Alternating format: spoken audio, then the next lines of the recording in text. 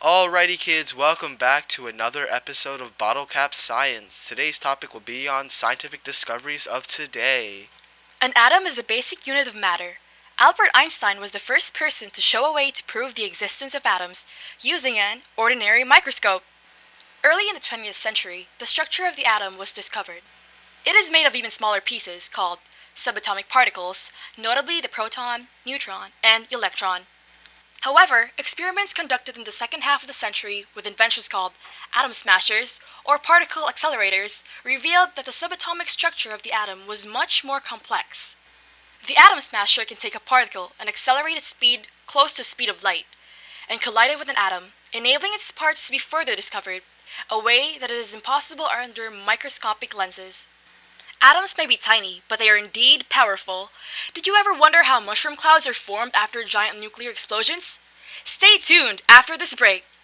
Once upon a time, while Perry Spencer was working on building magnetrons for radar sets, he was standing in front of an active radar set when he noticed the peanut butter candy bar he had in his pocket melted. Spencer wasn't the first to notice something like this with radars, but he was the first to investigate it.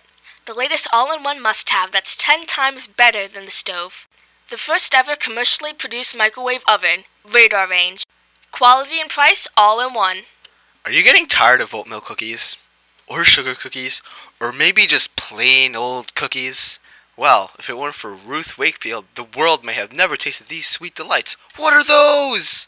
Dollhouse chocolate chip cookies, no matter how old or young, it's truly for people of all ages. Just simply add some semi-sweet chocolate chips to your good old batch of cookie dough and bake them like any old cookie. Watch them turn into a sweet new delicacy. Welcome back, kids. Now that is out of the way, let's smash onwards to nuclear fission.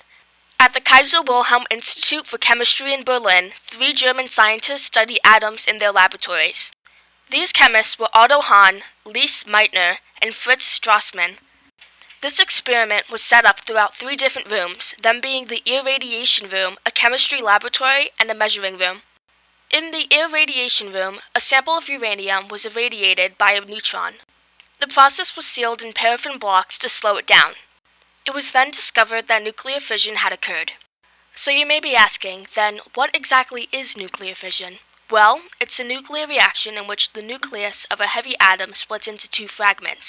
As the large nucleus is hit, it divides and releases energy. These smaller fragments are called fission products. Fission products are equal to half or less of the original mass, any lost mass being converted into energy. Nuclear fission results in 2 fission products and 2 to 3 neutrons, occurring spontaneously or when the nucleus captures a neutron. When the neutrons released by nuclear fission go on to cause another fission in another nucleus, a nuclear chain reaction takes place. Fission bombs, gigantic releases of nuclear chain reactions in one place, can cause mushroom clouds to form. However, it is important to note that not all neutrons produced by nuclear fission can be used for chain reactions. The chain reaction will not occur if the neutrons are lost at a faster rate than they are formed by fission. Critical mass is the point at which the chain reaction is self-sustaining and ongoing. This process can be controlled since only 1 out of the 2 to 3 neutrons released from fission can go on to strike another uranium nucleus.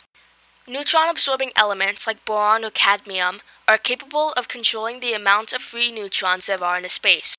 You have to first slow the neutrons by a moderator, such as water or graphite, to capture them. Yet slowing neutrons increase the chances of more fissions occurring or more neutrons than necessary being absorbed. Neutrons are slowed down to control fission, but we'll only speed up the learning process from here on out.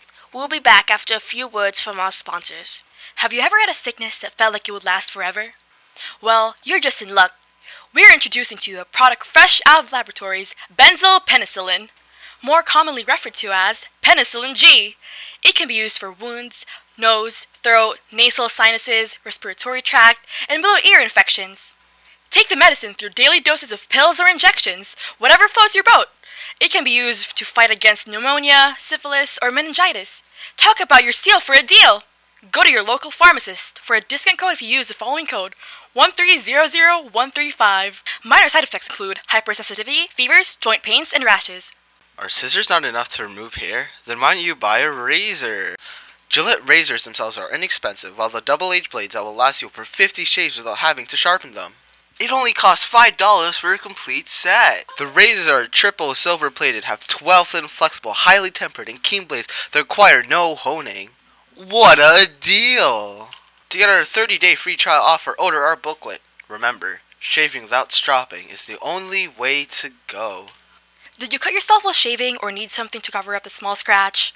Well, don't worry because the Band-Aid is here to help. Thanks to Earl Dickinson, Band-Aids work 20 times better than just letting your wound form a scab. Scabs are actually made to be brittle and break off easily, but typically, the scab will build before your wound has actually healed. Band-Aids prevent scabs from forming, keep you from bleeding everywhere, protects the wound from bacterial infections, and still manages to provide air circulation to your wound so it heals much faster. These great products are available in all your general stores that may be near you, costing only 49 cents for a package of 31 bandages. Now back to the program. Einstein had realized that motion was different for everyone, that it all depends on perspective. For example, if you are watching someone in a car, that person is in motion. However, if the person in the car watches you outside, you are in motion in their eyes, and everything in the car is not. So the question is, who's really in motion? It all depends on your relativity to the objects. The person inside the car views the outside in motion. As you stay stationary outside and the car moves relative to you, you observe that the car is in motion. Overall, things are in motion based off their relativity to other objects. This idea sets up another idea called time dilation, which is explained using light and mirrors. But tune in next time for this concept to be explained in the next episode of Bottle Cap Science. I am going, but wait for 10 seconds. Wait, what? What does that mean? It's So you're recording. recording? Okay. Yes. Let's count 10. 1, 2, 3, 4.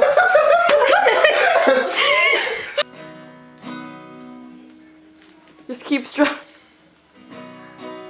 Sad. Done.